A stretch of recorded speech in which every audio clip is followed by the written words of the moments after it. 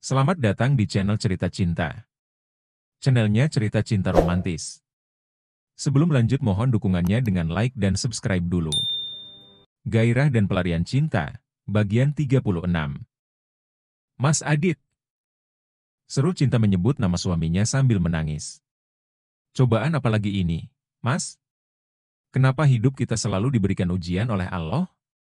Pramudia dan Sekar yang mendengar Cinta berkata seperti itu, ikutan terharu dan mata kedua pasutri itu pun berkaca-kaca. Adi terus mendekap erat istrinya, serasa berat untuk ia lepaskan sedetik pun. Lalu ia mulai memegang pipi Cinta, dan menyeka air mata itu dengan tangannya. Sebagai seorang suami dan imam buat Cinta, ia berusaha kuat dan tegar menghadapi cobaan ini. Walaupun ia sendiri juga merasakan kesedihan itu.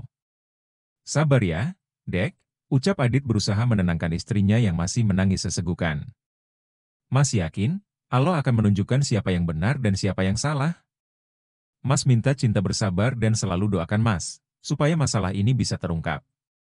Semalam pengacara Mas bilang, bahwa Mas bisa bebas sementara dengan membayar uang jaminan. Tetapi itu sifatnya sementara, sampai kasus ini terungkap jelas siapa dalang sebenarnya. Mas dikenakan tahanan rumah, tidak boleh berpergian keluar kota ataupun ke luar negeri. Benarkah itu, Mas? Ucap Cinta seketika senang mendengar perkataan suaminya. Adek sangat yakin Mas tidak bersalah. Ini fitnah, Mas. Iya, Dek, sahut Adi tegar. Kamu jangan sedih, ingat kandunganmu. Mas tidak mau kamu dan kandunganmu terjadi apa-apa. Tolong jaga anak kita ya, Dek. Percaya sama Mas, di sini Mas aman dan baik-baik saja. Dit, kata Cinta dan papa kamu semalam, kamu sudah didampingi pengacara ya, ucap Pramudia. Jika kamu tidak keberatan, papa juga akan kirimkan pengacara handal papa. Nanti kita bentuk tim advokat untuk membela kamu. DRRRTTT, DRRRTTT. HP Pramudia bergetar, ia lantas membuka HP-nya. Terlihat senyum di bibirnya saat membuka pesan WA. Dit, kamu tenang saja, ucap Pramudia memberitahu. Papamu kesini bersama pengacara hebat, kamu kenal dengan Wahyu Edi Maulana, SH. Lawyer ternama tanah air yang juga kuasa hukum keluarga Wijaya. Adi terlihat senang, tetapi setelah mendengar nama keluarga Wijaya, wajahnya berubah, ia seakan tidak sanggup untuk menatap wajah Cinta. Melihat perubahan ekspresi Adit, Pramudia sadar bahwa Adit tidak ingin mengecewakan Cinta atas pernikahannya dengan Tasya.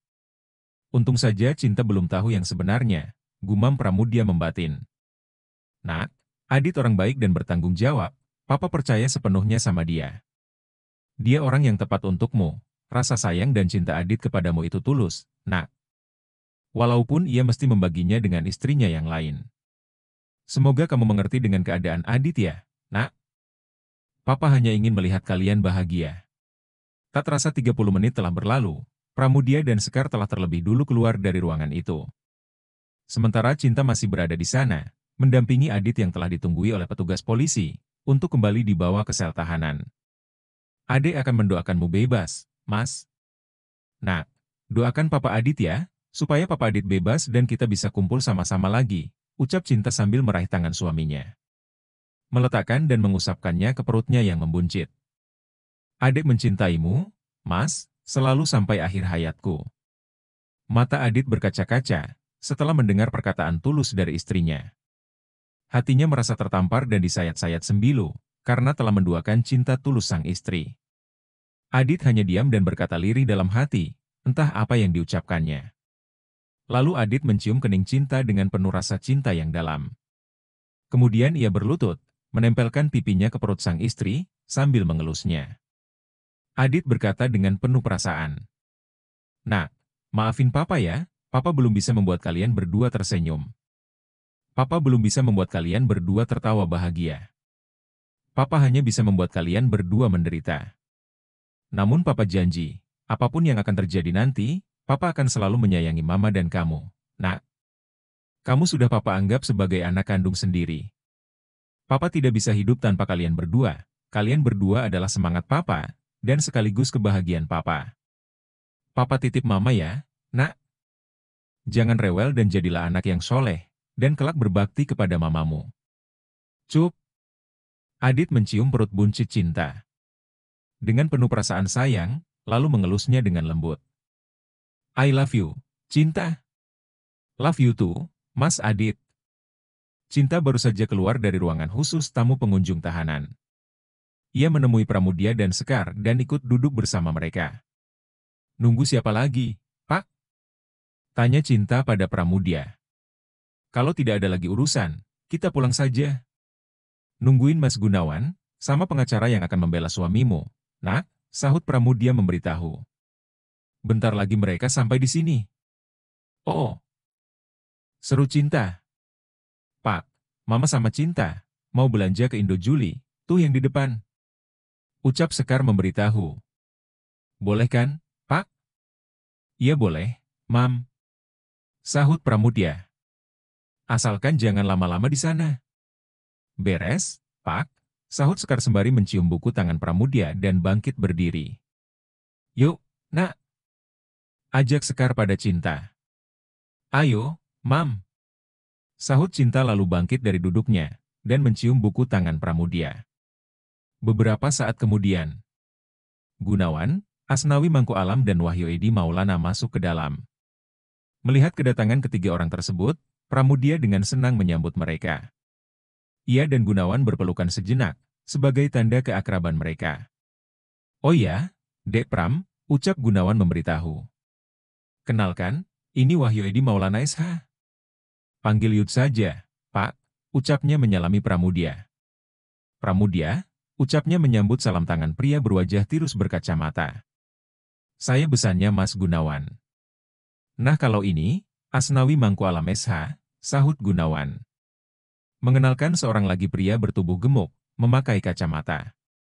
Panggil N4W1 aja, Pak, ucapnya menjabat tangan Pramudia. Kuasa hukum dari PT RWG Trans, Persero. Pramudia, sahutnya menerima jabat tangan N4W1. Sebaiknya kita temui dulu Kapolseknya, ucap Yud menyarankan. Kebetulan sekali saya kenal dengan Kompol RSP 27. Oke, kalau begitu, sahut Gunawan menyetujui. Mereka berempat, segera melangkah menuju ruangan Kapolsek Basudil, diantar oleh polisi berpangkat Brigadir 1. Masuk. Perintah seseorang dari dalam. Maaf Pak, ada 4 orang dari keluarga dan kuasa hukum Aditya Febriansyah, yang ingin bertemu dengan Bapak. Suruh mereka masuk. Sahutnya tegas. Siap, 86 Endan. Masuklah mereka berempat ke ruangan tersebut. Seorang lelaki berparas putih berpakaian lengkap dengan semua atribut kedinasan. Ia berdiri menyambut ramah kedatangan Gunawan, Pramudia, N4W1, dan Yud di ruang kerjanya. Silahkan duduk, bapak-bapak semua, ucapnya ramah tetapi penuh wibawa. Maaf jika ruangan kerja saya ini tidak begitu nyaman buat bapak-bapak. Terima kasih Pak RSP 27, ucap Gunawan mewakili. Kami malah meminta maaf pada Bapak, jika kedatangan kami mengganggu pekerjaan Bapak. Suatu kehormatan bagi kami, Pak Gun, ucapnya tersenyum. Karena itu sebagai tugas utama kepolisian melayani, mengabdi dan mengayomi masyarakat. Wah ternyata Pak Yud dan Pak Kapolsek adalah teman satu sekolahan, timpal Pramudia. Kebetulan sekali kalau begitu, suasana obrolan kita bisa semakin santai.